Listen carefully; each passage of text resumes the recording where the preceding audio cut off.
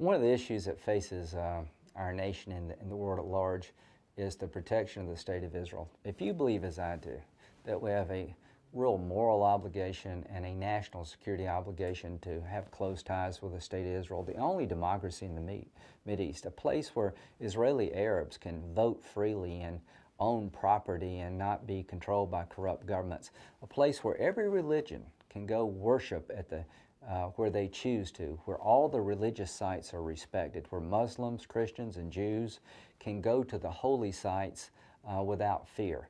The State of Israel is our strongest ally in the Mideast. It is the only true democracy. And my belief is that anything that would destroy Israel would also destroy us over time. And we need to make sure that the people in the region understand that we're for a two-state solution. I have nothing against the Palestinian people. I'd like them to have their own state.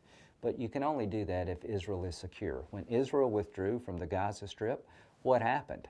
Peace didn't break out. They've been shelled. Thousands of rockets have come into Israel from Gaza.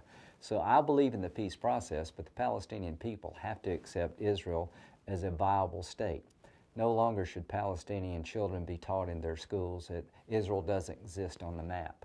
So we have an opportunity here in America, particularly the Christian coalition, to really rally to Israel's side.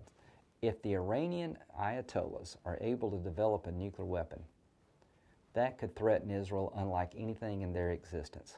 I can't think of a worst case scenario for the world at large than for the Iranians to get a nuclear weapon, because Sunni Arab states, these are Shia Persians in Iran, they'll want their own nuclear weapon, and the next thing you know, you're on the road to Armageddon. So I'm urging President Obama and the Congress to stand behind Israel.